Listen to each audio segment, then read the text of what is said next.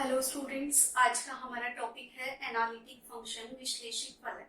पिछली क्लास में हमने पढ़ा था अवकलनीयता और सांतत्य के बारे में, जो कि अभी हमारे एनालिटिक फंक्शन में यूज होने वाला है। अगर आपको उसका वीडियो देखना है तो वो आपको डिस्क्रिप्शन बॉक्स में मिल जाएगा। तो आइए देखते हैं एनालिटिक फंक्शन क्या होता है। डेफिनेशन की बात करते हैं हम। डेफिनेशन: एकमानी फलन किसी प्रांत D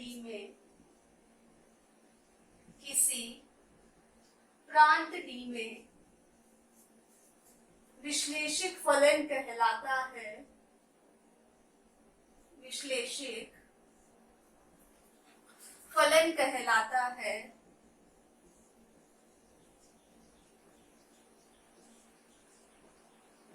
यदि वह D के प्रत्येक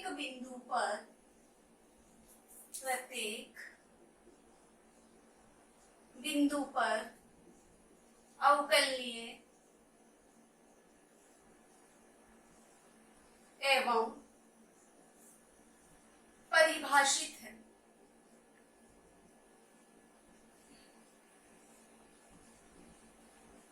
देखिए क्या कह रही है डेफिनेशन।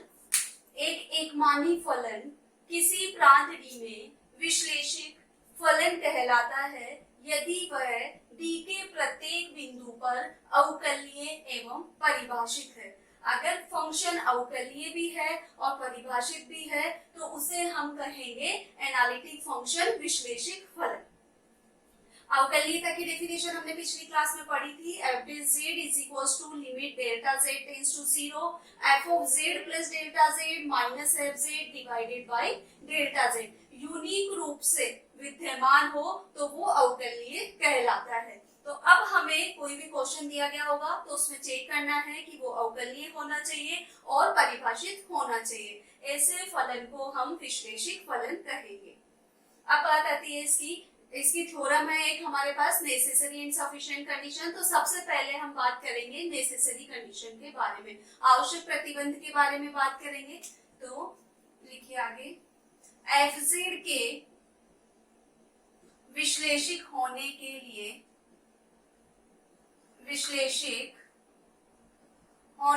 लिए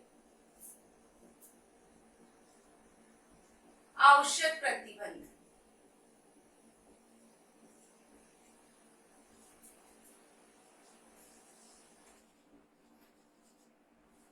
आवश्यक प्रतिबंध। अब देखिए ये तो है आवश्यक प्रतिबंध। इसका स्टेटमेंट क्या है?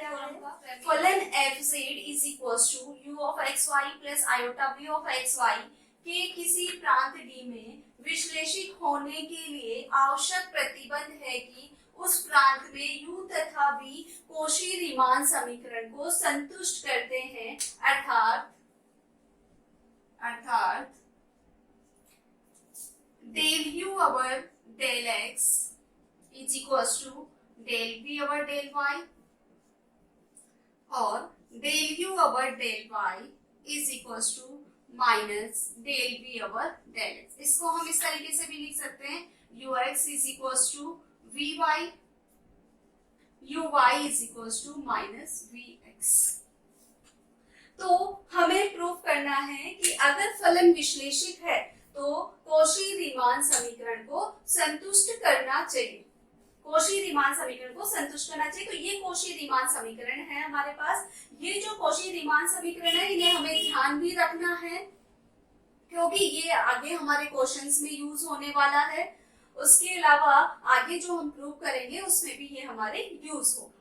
तो देखिए इसका प्रूफ करते हैं। तो आप देखिए प्रूफ करने में सबसे पहले हमें क्या लेना होगा। हमें कहा गया है प्रांत D में विश्लेषिक फलन है, होने के लिए आवश्यक प्रतिबंध मतलब ये विश्लेषिक फलन होगा। तो विश्लेषिक फलन होने के लिए क्या होना चाहिए? अवकलनीय होना चाहिए और परिभाषित होना चाहिए। तो हम अवकलनीयता की डेफिनेशन जानते हैं तो हम क्या अप्लाई कर देंगे। हम मान लेंगे कि माना fz अवकलनीय है। अगर अवकलनीय है तो ये क्या होगा? प्रांत D के प्रत्येक बिंदु पर अद्वितीय रूप से विद्यमान होगा।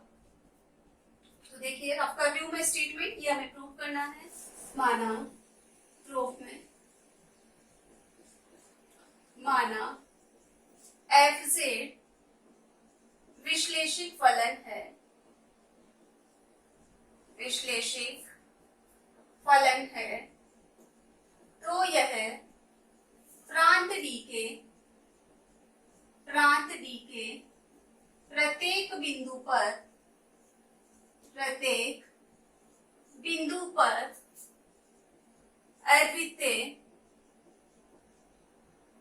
अद्वितीय रूप से विद्यमान होगा। यही डेफिनेशन थी हमारे पास। तो नाउ अब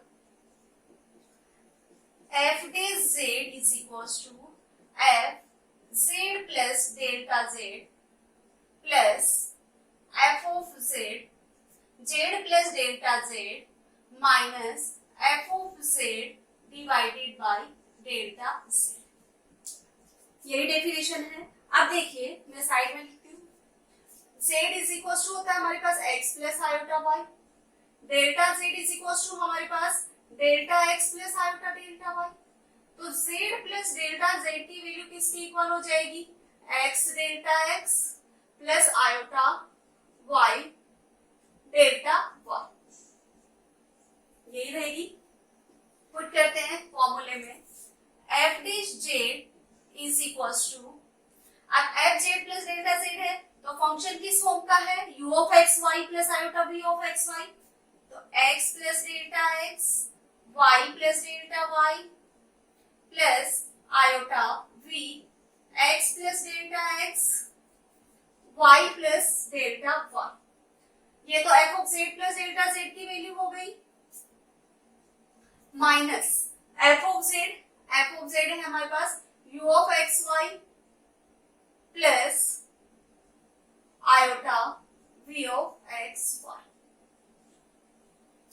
डिवाइडेड बाय डेल्टा जेड। अब देखिए हम देख रहे हैं कि यहाँ पे रियल पार्ट है और इमेजिनरी पार्ट है। जो सिंपल वैल्यू है जिसके साथ आयोटा नहीं है वो रियल पार्ट है, और जिसके साथ आयोटा है वो इमेजिनरी पार्ट है। तो हम रियल पार्ट को एक साथ कर लेंगे और इमेजिनरी पार्ट को एक साथ कर लेंगे। तो f dash Z is equals to u x plus delta x Y plus delta y minus u of x Y divided by delta z plus iota we of x plus delta x Y plus delta y minus v of x y, ये minus आया, iota हमने common ले लिया सब में, दोनों में से, डिवाइडेड बाय डेल्टा जेड। ठीक है। अब देखिए डेल्टा जेड की जो वैल्यू होती है वो हमारे पास होती है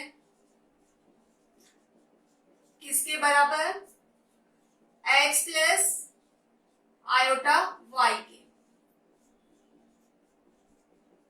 तो लिख देंगे हम इसकी वैल्यू, तो डेल्टा है यहाँ पे, तो delta x plus iota delta Y plus iota we x plus delta x Y plus delta y minus v of x Y divided by delta x iota delta Y.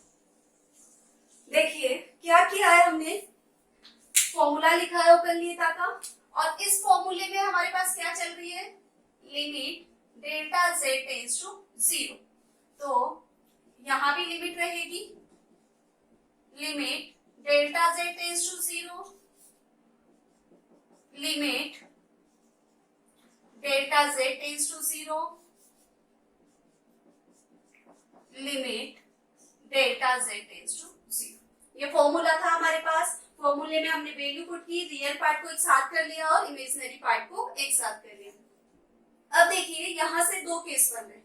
यदि delta Z x अक्ष की ओर शून्य की ओर अग्रसर हो, देखिए यहां से दो केस बन रहे हैं। हमारा फर्स्ट केस है यदि डेल्टा जेड वास्तविक अक्ष पर शून्य की ओर अग्रसर होता हो तब, एक तो बनेगा केस वास्तविक अक्ष का और दूसरा बनेगा काल्पनिक अक्ष का।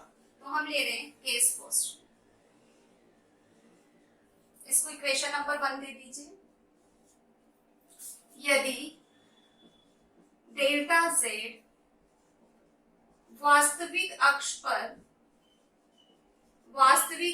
पर शून्य की ओर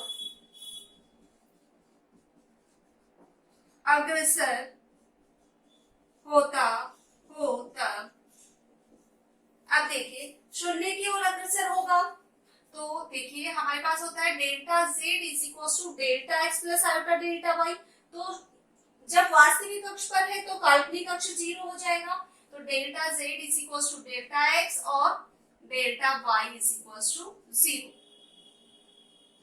यही वैल्यू आएगी। वास्तविक अक्ष है इसलिए y क्या हो जाएगा 0, y 0 होगा तो डेल्टा z की वैल्यू डेल्टा x के बराबर। इक्वेशन नंबर 2 से वैल्यू हम पुट करेंगे इक्वेशन नंबर 1 के अंदर।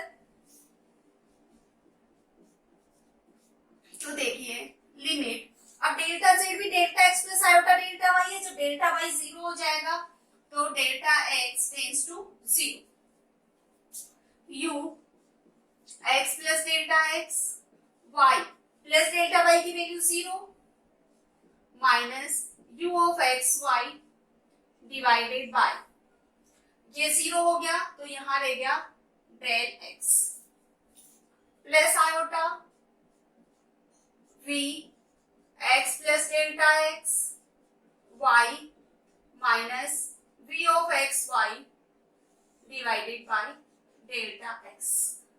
क्या किया हमने, जहां जहां डेल्टा y थी उसकी जगह पे वैल्यू 0 पुट कर दी। अब देखिए यहां से हमें दिख रहा है कि ये जो पूरा चेंज हो रहा है वो x के रिस्पेक्ट में हो रहा है, यहाँ भी पूरा चेंज x के रिस्पेक्ट में हो रहा है। तो डिफरेंशिएबिलिटी की डेफिनेशन से या डिफरेंशिएबिलिटी की परिभाषा से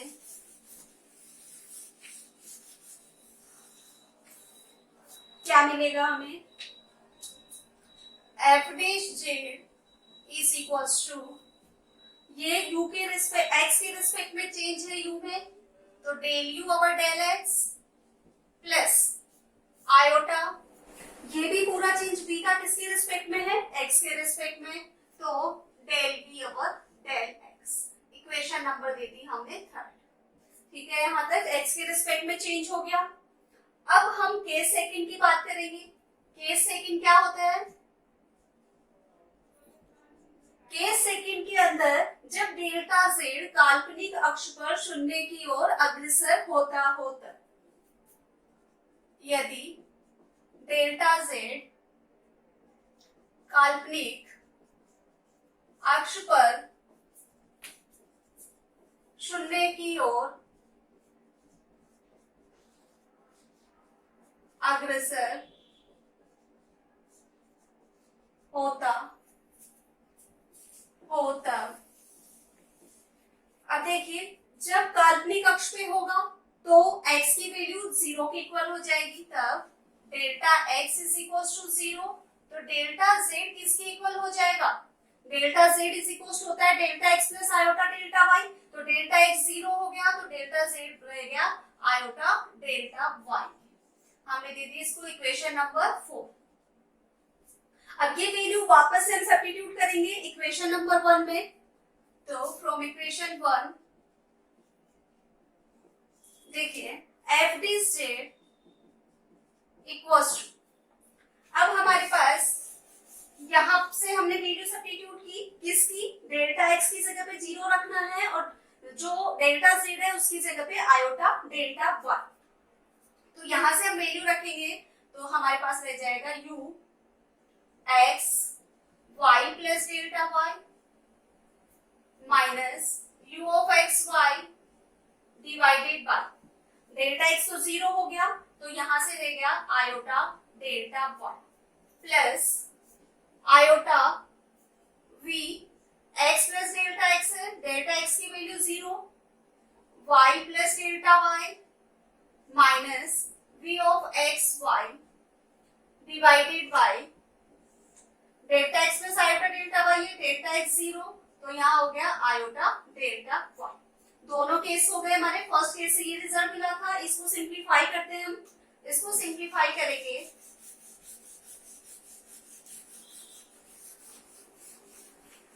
इसको सिंप्लीफाई करने पे देखिए आयोटा से आयोटा कैंसिल आउट हो जाएगा हमारे पास।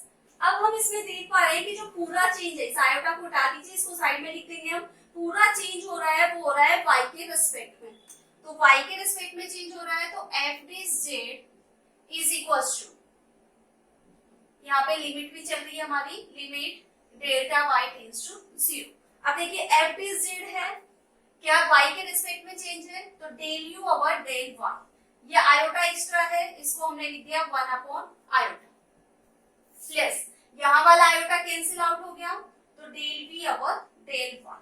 अब आयोटा हमेशा ऊपर होना चाहिए, तो इस इक्वेशन को हम 1 अपॉन आयोटा से ऊपर नीचे मल्टीप्लाई कर देंगे, तो ये iota into iota del u over del y plus del v over del y।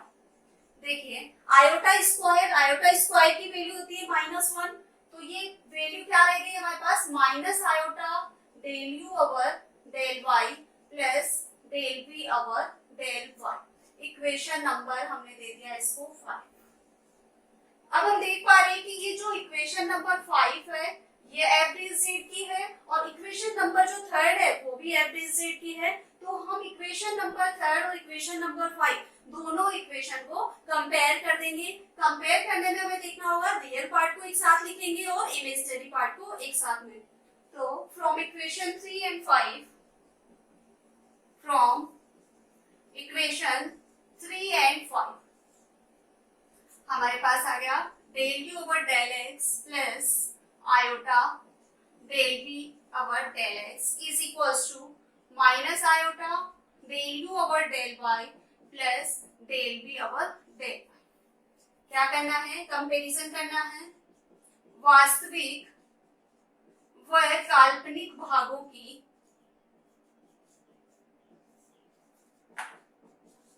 तुलना करने पर।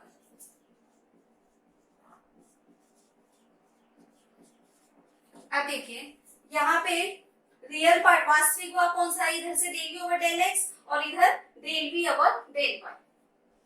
तो del you over del x is equal to del we over del Y, ये तो हो गया वास्तविक। काल्पनिक की बात करते हैं, तो काल्पनिक कह रहा del we over del x is equal to minus del you over del y. Del we over del x is equal to minus del you over del Y.